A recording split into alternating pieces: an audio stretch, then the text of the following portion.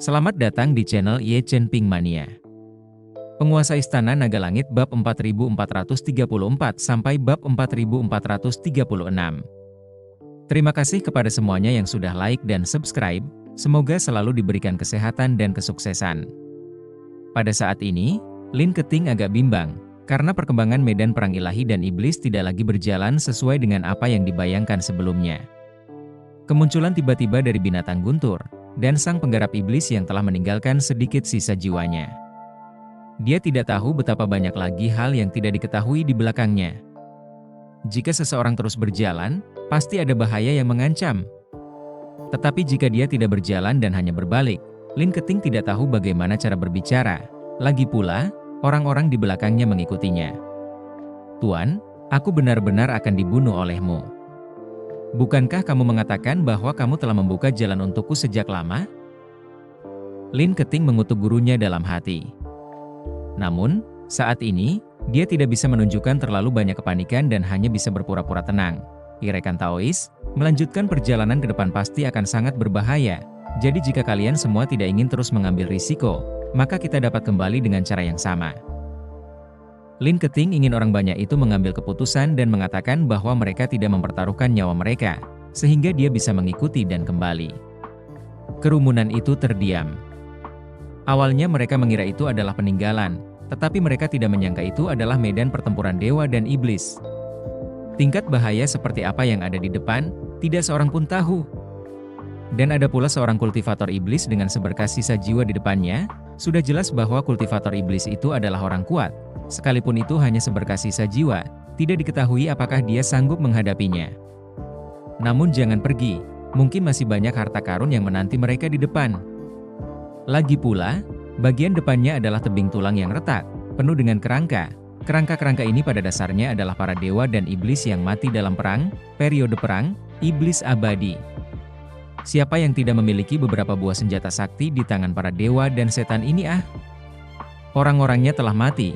Senjata-senjata sakti dan harta sakti itu pasti tertinggal di medan perang para dewa dan setan. Kerumunan itu terpecah pada saat ini, tidak ada yang pergi maupun kembali.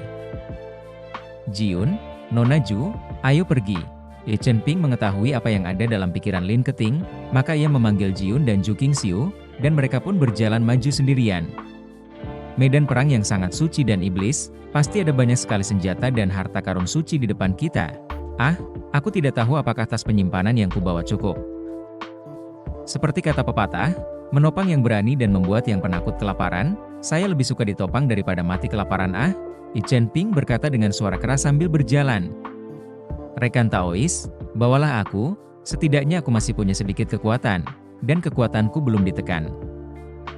Ketika binatang petir melihat Chen Ping terus maju, ia segera mengejarnya dan berkata, "Binatang petir itu sudah berada di sini bertahun-tahun dan tidak berani maju, karena takut menghadapi bahaya apapun.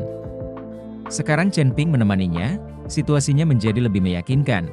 Lagi pula, Chen Ping masih memiliki kilin api dan binatang penelan surga di tangannya." Melihat bahwa binatang petir itu juga akan mengikuti Chen Ping saat ia melanjutkan perjalanannya, kerumunan yang masih ragu-ragu segera mengejarnya. "Rekan Taois, tunggu, kami juga akan bergabung denganmu." Iya, kita bersama, bahkan jika kita mati, kita tidak bisa melepaskan kesempatan ini. "Berjuanglah, kami sudah ada di sini." Kerumunan kultivator mengejar Chen Ping dan ingin mengikutinya. Pada saat ini, hanya Lin Keting yang berdiri sendirian, menatap Chen Ping dan punggung mereka dengan ekspresi tercengang. Pada saat ini, dia ingin membuka mulut dan mengutuk Chen Ping. Apa gunanya pamer saat ini? Jika bukan karena Chen Ping, mungkin kerumunan itu akan kembali dengan cara seperti semula. Faktanya, pada saat ini, Chen Ping juga diam-diam mengamati Lin Keting. Apa yang paling diinginkan Chen Ping adalah agar Lin Keting mengikutinya. Lagi pula, Lin Keting memegang rune yang maha kuasa di tangannya. Terlebih lagi, Lin Keting juga akrab dengan tempat ini dan mampu membantu sampai batas tertentu. Adapun para kultivator, mereka telah menekan kekuatan mereka dan berubah menjadi orang biasa. Mengikuti mereka tidak ada gunanya sama sekali. Melihat Lin Keting tidak bergerak untuk waktu yang lama, Chen Ping juga sedikit cemas di dalam hatinya. "Tunggu aku, karena semua orang ingin maju terus, maka aku juga akan mengikuti." Lin Keting akhirnya mengatupkan giginya dan mengejar mereka ke arah Chen Ping. Melihat ini, sudut mulut Chen Ping terangkat sedikit dan tersenyum. Terima kasih masih menyimak channel Ye Chen Ping Mania. Tebing tulang patah. Kerumunan itu berdiri di tepi tebing. Menatap ke arah tebing yang tak berdasar itu, hati mereka semua berada di tempat yang tepat untuk mati. Bukankah dikatakan bahwa ini adalah tebing yang pecah dan terjepit di tempat bertemunya dua benua? Bagaimana bisa ada perbedaan sebesar itu? Sejauh mata telanjang bisa memandang, semuanya gelap gulita, dan tidak ada apapun yang dapat dilihat. Seluruh benua tampaknya terputus di sini. Kegelapan di depan seolah-olah merupakan kiamat. Bagaimana bisa untuk turun? Ini juga terlalu dalam, seseorang mengeluh tanpa daya. Sekarang semua orang sudah tertekan kekuatannya. Hanya orang biasa saja yang berani melompat langsung ke bawah. Jangan-jangan dia akan hancur berkeping-keping. Belum lagi apa yang ada di sana. Tidak seorang pun tahu. Itu adalah area yang tidak diketahui. Aku bisa menurunkan kalian. Pada saat itu, binatang guntur itu pun berbicara. Semua orang di sini kekuatannya ditekan. Hanya Thunder Beast yang tidak ditekan. Bagus sekali. Kalau begitu tolong turunkan kami. Kata orang tua di antara para penggarap itu. Tapi menurunkan begitu banyak orang akan sangat menguras tenagaku. Jadi, isi binatang petir mengernyitkan dahinya sedikit. Jangan khawatir, kami pasti tidak akan memperlakukanmu dengan buruk. Saat kami menemukan harta karun itu, kami akan membagi sebagian kepadamu. Orang tua itu mengerti apa yang dimaksud binatang petir itu dan buru-buru berkata. Para pembudidaya lainnya juga mengangguk setuju. Jika mereka tidak membiarkan Thunder Beast menurunkan mereka, mereka hanya akan terhalang di sini. Harta karun tidak ada gunanya bagiku, tapi kalau kalian punya batu roh, kalian bisa memberikannya kepadaku untuk mengisi kembali kekuatanku. Binatang guntur itu berkata terus terang. Jelas sekali bahwa binatang petir ini meminta batu roh sebelum mengirim orang banyak itu turun. Mendengar bahwa mereka menginginkan batu roh, kerumunan pembudidaya itu terdiam sesaat, lalu saling berpandangan. Lagi pula, membagi-bagi harta itu semua adalah kue besar. Janji yang tidak diketahui adalah yang paling tidak berharga. Tapi untuk meminta batu roh, itulah hal nyata yang harus dibayar. Melihat semua orang ragu-ragu, binatang guntur itu pun berkata, aku tidak memaksa. Kalian tidak ingin turun, pura-pura saja aku tidak mengatakan apa-apa. Baiklah, aku akan membayarnya. Beberapa kultivator memutuskan untuk mengambil batu roh sebagai imbalan atas kesempatan mereka untuk turun. Pada akhirnya, ada yang bersedia mengeluarkan batu roh, ada pula yang tidak, dan hanya setengah dari mereka yang mengeluarkan batu roh dengan tujuan untuk turun guna mencari tahu apa yang sedang terjadi. Chen Ping dan Lin Keting juga bersiap mengambil batu roh, tetapi binatang guntur menolak. Kedua rekan Daois tidak perlu mengambilnya, kita akan turun ke sini. Setelah binatang petir selesai bicara, kedua palunya saling bersentuhan dengan lembut. Ledakan. Langit dan bumi bergetar sesaat, lalu sebuah petir menyambar. Petir itu berubah wujud menjadi bola cahaya di udara lalu melingkupi Chen Ping dan yang lainnya. Binatang guntur itu mengendalikan bola cahaya dan kemudian perlahan-lahan turun ke dasar tebing. Kecepatannya dikendalikan dengan sangat lambat. Lagi pula, Chen Ping dan yang lainnya pada saat ini semuanya adalah orang biasa. Jika ada sedikit saja bahaya, mereka pasti tidak akan selamat.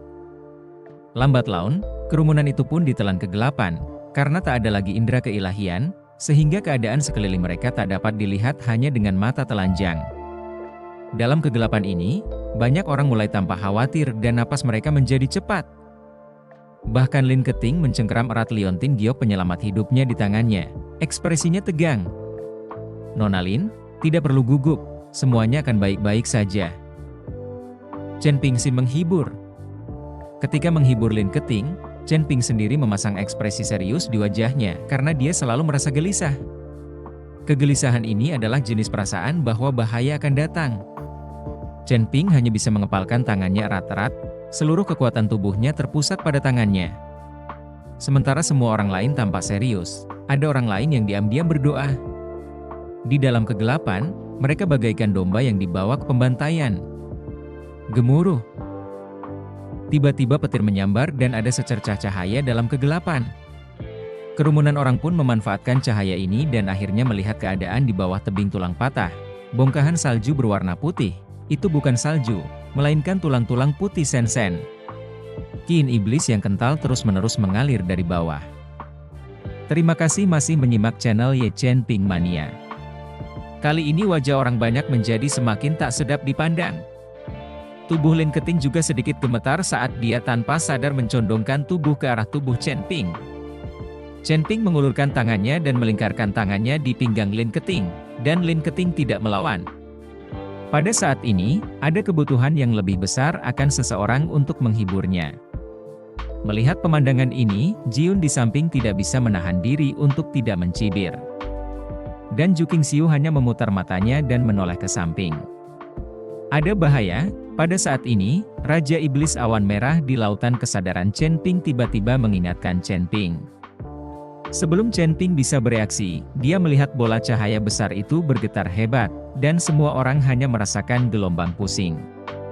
Pada saat ini, wajah binatang petir juga berubah drastis, dan dia bergegas keluar untuk mengingatkan, "Tenang, aku akan mempercepat." Binatang petir memanipulasi bola cahaya dan segera turun ke bawah. Terjadilah semburan api di sekitar bola cahaya itu, disertai bunyi klik, bahkan bola cahaya itu pun retak-retak. Wajah semua orang berubah drastis. Kalau saja tidak ada perlindungan dari bola cahaya ini, mereka yang terjatuh pasti akan hancur berkeping-keping.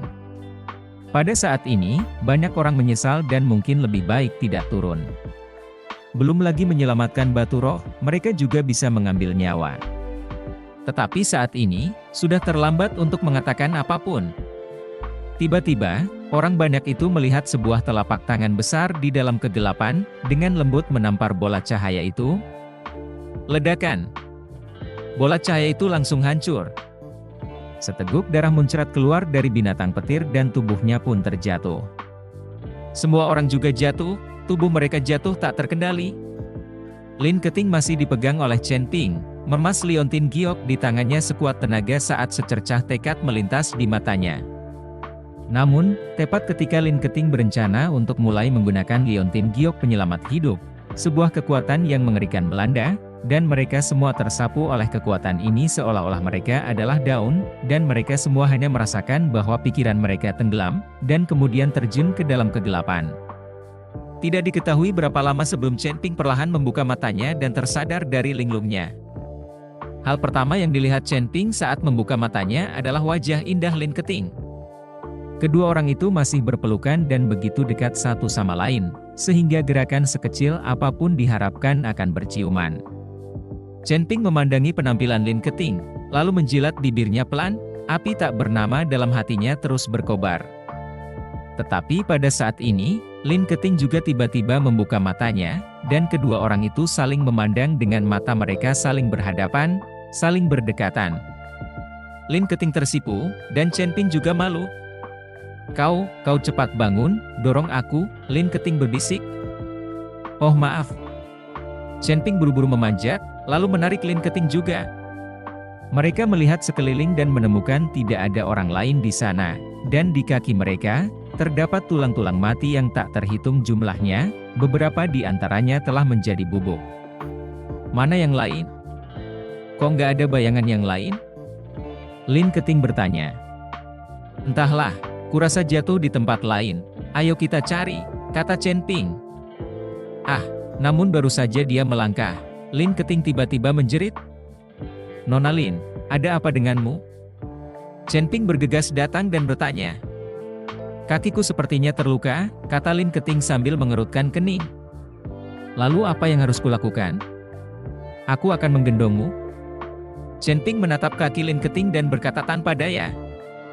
Jika kultivasi mereka tidak disegel, Chen Ping bisa saja membantu Lin Keting sembuh, dan luka kecil ini tidak ada apa-apanya. Tetapi sekarang mereka berdua adalah orang biasa, jadi tidak ada yang bisa dilakukan Chen Ping. Lin Keting menggelengkan kepalanya, jangan memelukku, aku takut kamu akan menggunakan tongkat padaku, perkataan Lin Keting langsung membuat Chen Ping tersipu.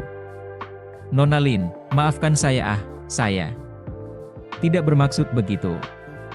Kalau begitu, tak apa-apa kalau aku menggendongmu, jadi aku tak akan menabrakmu. Kata Chen Ping sambil berjongkok di depan Lin Keting. Tidak apa-apa. Lin Keting menjatuhkan diri di punggung Chen Ping dan membiarkan Chen Ping menggendongnya. Meski kekuatannya telah tersegel, menggendong seorang wanita di punggungnya masih mudah bagi Chen Ping. Bersambung.